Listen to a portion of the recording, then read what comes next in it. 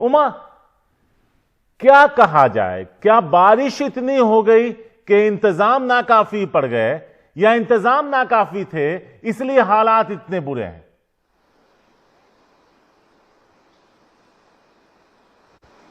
बारिश तो तेज गिरी है, इस बात से कोई इनकार नहीं कर सकता, लेकिन बहुत सारा जो डिजास्टर कल रात को जो पैनिक हुआ है बहुत सारे इलाकों में, वो इसलिए हुआ कि जिसको बालापुर का जो तालाब कहा जाता है उसको गुर्रम चरू कहते हैं, वो ब्रीच हो गया, वो टूट गया। और उसकी वजह से जिस रफ्तार से पानी निकला उस इलाके से, वो पूरा जो अगर आप कहें तो गुलशन इकबाल कॉलोनी, हफीज बाबा नगर, चंद्रयान गुट्टा, जहां से अकबरुद्दीन ओवैसी इनफैक्ट वहां के एमएलए हैं, उसके अलावा याकुतपुरा, चंद्रयान गुट्टा, और वो पूरे इलाकों में अगर आप देखें तो पानी पूरी तरह से भर गया।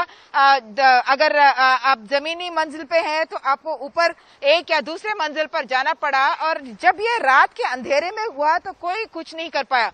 जो मैं विजुअल्स आपको दिखा रही हूँ, ये मूसाराम बाग है का ब्रिज है, का पुल माना जाता है, और इसके नीचे इनफैक्ट है वो बालापुर जहां से पानी निकल रहा है। और इतना जो आप पानी देख रहे हैं ये बहुत कम है, ये पहले वाला पानी है, और जो पीछे आ रहा था कल रात के पानी की वजह से वो हुआ है।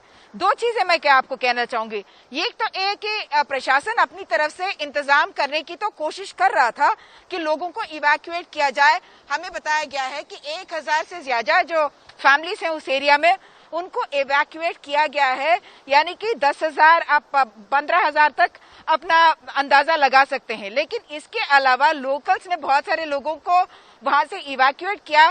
कल रात अगर 12-1 बजे देखें तब भी लोग अपने थैली और जो भी सामान वैल्यूबल्स हैं उसको लेकर वो अपने घरों से निकल रहे थे। लेकिन अंधेरे में कहाँ जाए, किस तरफ पानी नहीं होगा, किस तरफ सेफ्टी होगी, ये जानना बहुत मुश्किल था लोगों के लिए, और इसलिए पैनिक बहुत ज्यादा हो गया। एक तो ये कि अगर आप देखें तो जो ट्यूसडे वेंसडे के रात को जो पानी आया, वो उसकी वजह से पूरा जो तालाब थे वो भर गए थे, और 2 तालाब तब भी टूट गए थे। उसमें से एक था पल्ले चरू और दूसरा था अब्बा चरू, जिसकी वजह से जो दक्षिण हैदराबाद का इलाका है, सदर्न हैदराबाद का जो इलाका है, जो असदुद्दीन ओवैसी का इलाका जिसे कहते हैं, वो पूरा एरिया भर गया। अब तीसरा जब ये तालाब टूटा है तो पूरी तरह से फ्लैश फ्लड हो गया, और जैसे नजारे यहाँ पे दिख रहे हैं, जैसे सीन्स हमें दिख रहे हैं, बहुत ही ज्यादा डरावनी है। और इसके लिए मैं प्रशासन को इसलिए दोषी ठहराऊंगी कि जो 28,000 एनक्रोचमेंट जिसे कहते हैं हम, कॉलोनीज जिसे कहते हैं, वो पूरे कुछ भी निकाले नहीं गए। हालांकि केसीआर साहब और केटी रामाराव जो उनके सुपुत्र हैं, जो म्युनिसिपल एडमिनिस्ट्रेशन मिनिस्टर हैं, उनका भी कहना था कि यहाँ पे स्टॉर्म वाटर ड्रेन्स को रिपेयर करने की जरूरत है, उसके लिए 12,000 करोड़ रुपए लगेंगे, और इलीगल एनक्रोचमेंट हमारे पास 30,000 तक इलीगल एनक्रोचमेंट हैं, उन सबको निकालना चाहिए। चुनाव अभी आने ही वाले हैं, जनवरी से पहले यहाँ पे म्युनिसिपल चुनाव आने वाले हैं। एनक्रोचमेंट्स को निकालना यानी कि वोट बैंक पर इम्पैक्ट उसका पड़ेगा, और शायद इसलिए ये भी है कि इसी वजह से कभी भी कोई भी पॉलिटिकल पार्टी ये साहस नहीं कर पाती कि एनक्रोचमेंट्स पर वो कोई हाथ लगाए, या स्लम कॉलोनीज पे वो हाथ लगाए।